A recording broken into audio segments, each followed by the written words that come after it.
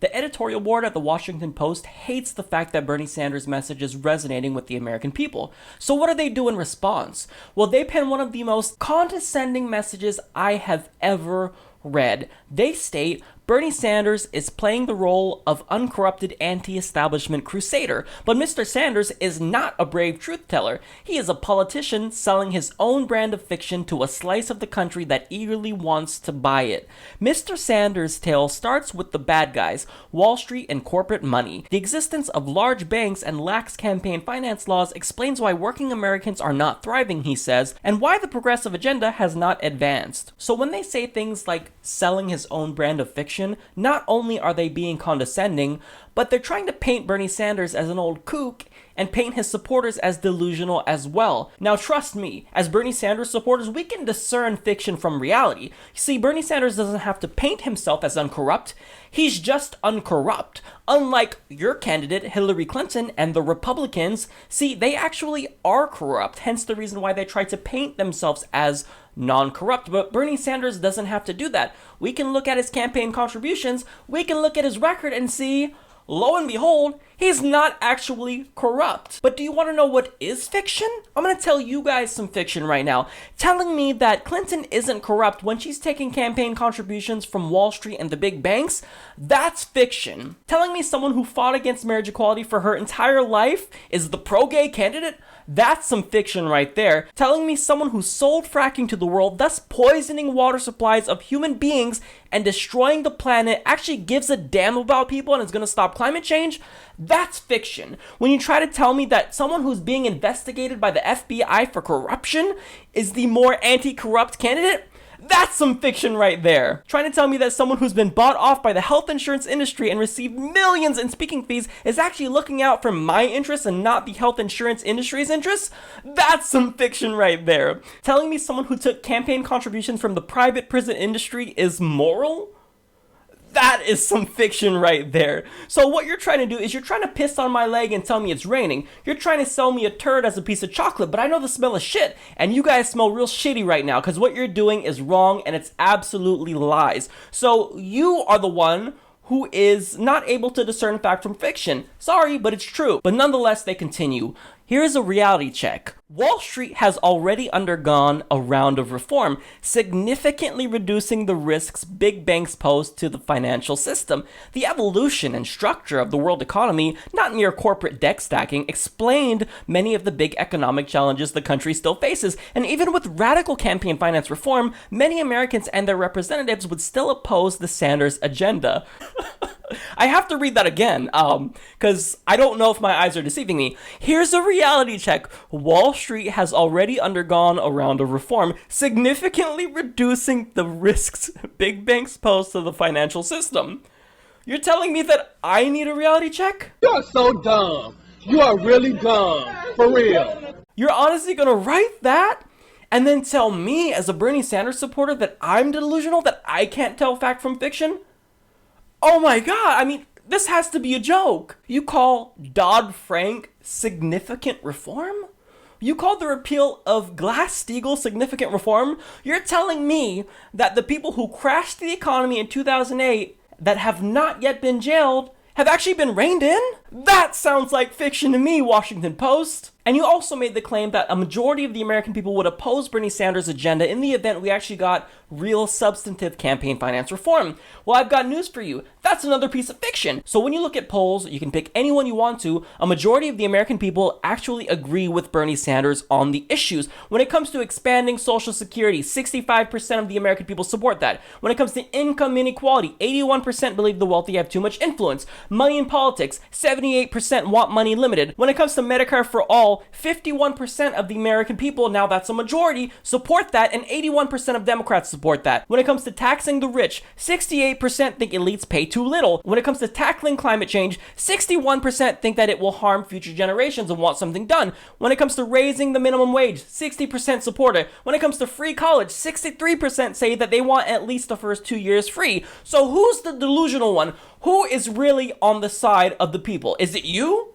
Or is it Bernie Sanders? I think it's Bernie Sanders. So when you say things like a majority of the American people would disagree with Bernie Sanders, that is complete fiction. So when it comes to his universal healthcare plan, they say he promises massive savings on healthcare costs that would translate into generous benefits for ordinary people, putting them well ahead on net. But he does not adequately explain where those massive savings would come from. Getting rid of corporate advertising and overhead would only yield so much. Well, here's another bit of reality for you. The reason why healthcare costs are skyrocketing is because when people with insurance get sick, they are unable to pay it. So what do? They file for bankruptcy, and then the hospitals don't get that money. And then in turn, they pass off that cost on everyone else and prices go up. But if everybody's covered, if 100% of the bills are paid, guess what happens?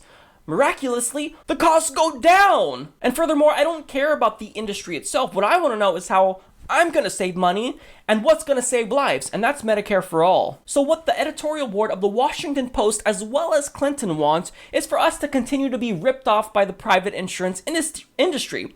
So when we pay our monthly premium, that doesn't cover it. See, if we get sick, we're going to have to dole out $5,000, $10,000 on our deductible. What's the point of a deductible? Why am I paying you each month? This is a complete and utter scam, but you want to perpetuate that. You want us to be ripped off by a system that's immoral and leaves many people out of healthcare coverage.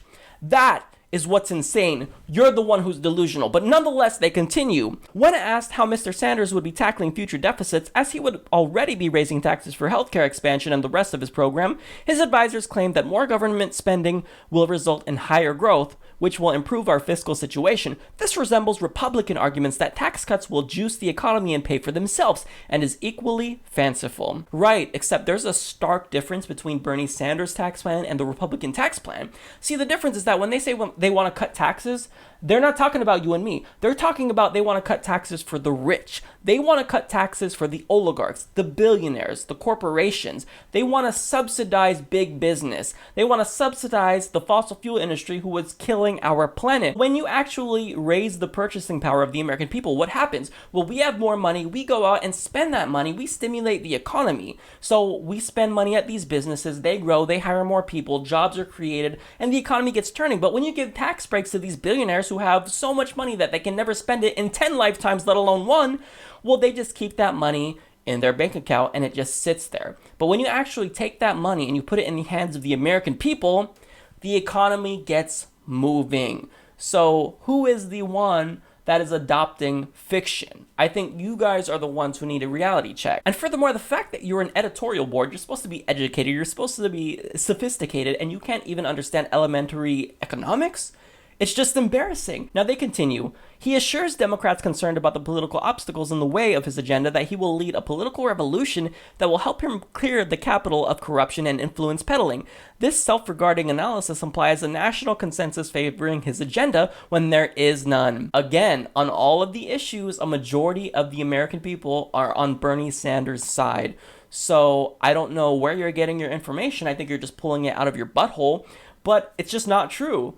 So let's get to one last passage. So they say, when reality is ideologically or politically inconvenient, he and his campaign talk around it. Mr. Sanders' success so far does not show that the country is ready for a political revolution.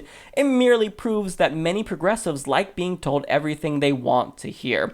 No. It proves that you want to talk around reality. I just gave you the facts. You are the ones that want to be told everything you want to hear. See, Bernie Sanders supporters, we know about reality. I can tell you a thing or two about facts. I can tell you about polls.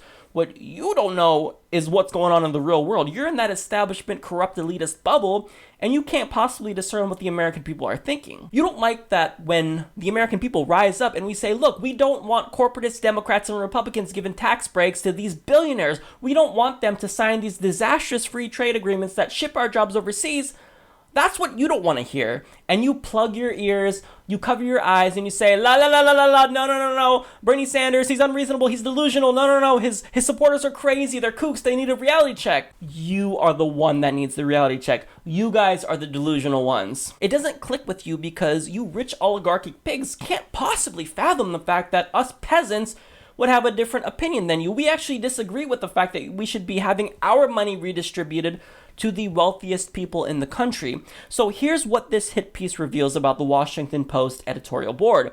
It is you. The mainstream corporate media establishment that needs a reality check. And you need one badly because you are very much out of touch with what the American people want. Now, I've got really bad news for you guys. You might be successful at slandering Bernie Sanders every single day. You might even kill off his campaign, but guess what?